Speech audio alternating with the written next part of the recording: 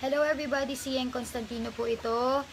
Nasa Palawan po kami niyan ngayon para sa aming anniversary. Pasensya na po sa itsura ko, no? Nag-ayos na nga po ako niyan dahil kanina iyak po ako ng iyak. Dahil um, dito sa vlog post na gagawin ko. Ayoko po talaga magsalita tungkol sa vlog post na ito dahil una sa lahat, wala naman pong nagtatanong. At kung may nafe-feel man ako about the issue, parang I just wanna keep it to myself. And yun lang, sariling ko na lang. Pero, um, it's been 2 days since nakita ko po yung komento ni Sir Manny Pacquiao tungkol dun sa pagkukumpara niya sa mga homosexual sa hayop. At si Tito Boy, nakita ko po yung comment niya, nakita ko rin yung comment ni Vice at ng marami pang mga video online. Kita ko pong na lumalagablab na yung issue. Ayoko na pong buhusan pa ng gasolina, kumbaga. Pero kaninang umaga ho, pagkatapos namin mag-almusal niyan, may nag-tweet po sa akin na sana daw gayahin namin yung ginawa ni Sir Manny at mag-take ng stand against homosexuality bilang Kristiyano. Sa totoo lang ho, hindi po ako natuwa. Ayoko na pong banggitin kung sinong account yon, pero kung pinapanood mo to, hindi talaga ako natuwa. Nagalit ako. Pakatotoo lang ho ako nagalit ho ako. Kino-compose ko na po yung tweet ng reply ko dahil gusto ko talagang ratratin talaga ng malupit na reply yung person na yun. Buti na lang. Pinigil ako niyan at nagdasal kami. Sabi niya sa akin, love, mag-pray muna tayo before mo i-post yan. When we prayed, naiyak talaga ako. Sabi ko, Lord, ang sakit. Para po sa mga hindi nakakaalam, Kristiyano ako pero may kapatid akong bading. Dali lang. Siguro sa ibang tao, madali pong magkomento ng ganoon lamang kasi wala kayong kapamilya na ganoon. Pero sa amin po hindi. Dahil alam po namin yung pakiramdam na masaktan sila, umiyak sila. Nasaksihan po namin yung mula bata hanggang ngayon. And for someone na gusto akong i-encourage to talk like that about my brother, hindi ko kayang gawin yun. Okay. Gusto ko po talagang magsalita about this na hindi emotional at maliwanag po ang pag-iisip, no? Okay. Buti na lang nakapag-pray kami niyan at ayun, na kalma yung heart ko. Umiyak na lang ako kay God. Lahat ng nafe-feel ko na masama, binuhos ko na lang. So, natawagan ko siya. Ang unang ko, batang mag-video vlog, hindi ko naman kinakausap pa yung kapatid ko about it.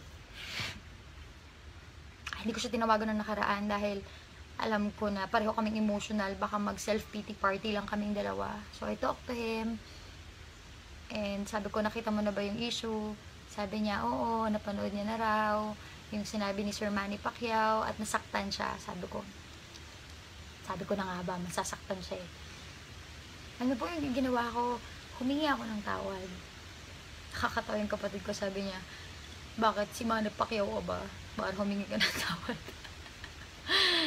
Sabi ko, hindi, kasi ayokong maniwala ka na ganun yung pagtingin sa'yo ng mundo ng lipunan. Dahil hindi yung totoo. Mismo akong kapatid mo, hindi ganun ang tingin ko sa'yo. Minsan okay din talaga makipag-usap sa kapatid ng ganun. Sa pamilya mo, kahit ang corny, sa totoo lang. Pero kung kailangan talagang sabihin, sabihin natin. Kasi kung mismo sa bahay natin, hindi na feel na mahal sila, paano sila lalabas? At ma-feel nila na mahal sila. Sabi ko sa kanya, na lahat ng support na ginagawa ko sa'yo, it's because I believe in you and I'm proud of you. Naisip ko nga rin na, kung ako nga may pagmamahal na ganun sa kapatid ko, paano pa si God? Diba? Paano pa yung Diyos? Siya yung love. God is love. Ako yung pagmamahal ko siguro sa kapatid ko, kakarampot lang yung kumpara dun sa love ni God for him. So, in behalf po ng LGBT community, hindi ko si Manny Pacquiao. Pero, believe me or not, hindi po lahat ng Kristiyano ganun ang tingin sa inyo. Marami lang po dyan tahimik dahil takot na baka sila na may tirahin ng kapwa nila Kristiyano maniwala po kayo na marami-rami rin ho kami. Mahal po namin kayo. Katulad nung sinabi ko kanina sa kapatid ko, pambihira naman. Kung hindi ako ma-proud, ako po yung napapaligiran ng bading. Sa ASAP pa lang, stylist ko, hairstylist ko, aking makeup artist. Bading po yan lahat. Grabe, sobrang ka-talented. Hanga ako, lampas langit ang aking paghahanga sa kanila na kung sila binigyan ng Panginoon ng ganong talento, hindi namili ang Diyos. Ibig sabihin, yung pagmamahal ni God sa atin, equal lang. So yun po, huwag nyo hayaan na ma-define kayo ng mga sinasabi na condemnation ng mga tao about you. I believe that God is, may lamok, sorry ho, God believes in you and God loves you. At yun po, sorry po in behalf of those Christians na who are growing still in compassion and na maging katulad pa kami ni Jesus Christ. Ako po, ang dami ko pa rin room para dyan. Nag-aaway pa nga po kami na kapatid kong bading minsan. Pero, at the end of the day, magkapatid pa rin kami. And sa mga Christian naman po na gusto akong mag-take ng stand against homosexuality, hindi ko po pupuntahan yung route na yun. I believe na ang binigay po sa akin ng Panginoon na ministry is ministry of reconciliation. And sabi nga sa Bible, sabi Jesus, they will know that you are my disciples because of your love. At kung wala tayong pag-ibig at ang kaya natin gawin ay tumuro ng kasalanan ng mga tao, paano natin nare-represent yung puso ni Jesus Christ? Are we loving? Are we really loving people? That's the question.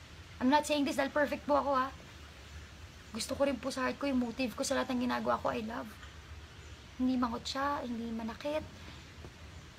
Hindi po ako perfect. Minsan, sa thoughts ko din, may mga ganun. Hindi po sa LGBT, minsan kahit nga sa kapwa ko lang, kailangan ko pong isubmit yung thoughts ko kay God. Na parang, Lord, mali yung inisip ko. I believe that we are growing. And mapupunta tayo sa next level ng compassion, understanding, and love.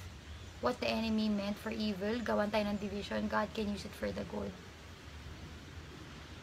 And yun po yung stand ko doon. Kung si Jesus nga po ini-extend na hand sa atin is compassion and love, ganun lang din po yung kaya kong ibigay. Dahil ganun lang din po yung binigay sa akin ni God. I remember nung mga times na sobrang nagkakasala ako, pupunta ako kay God. Love lang naman yung binabata sa akin ng Panginoon. Never yung parusahan kita, mag-suffer ka, bahala ka sa buhay. Hindi eh. Pagmamahal eh. And that love changes me. Yung role po ng Holy Spirit, hindi ko pupuntahan yun kasi hindi naman ako Holy Spirit. Ako po ay tao. So, yun po ang stand ko doon. And sana po maunawaan ninyo. And I hope this helps. And sana rin po sa mga nasaktan, mapagaang po ang kalooban nyo nito. Yan lang. Wala na akong masabi, wala akong maisip. Yun lang naman po. God bless.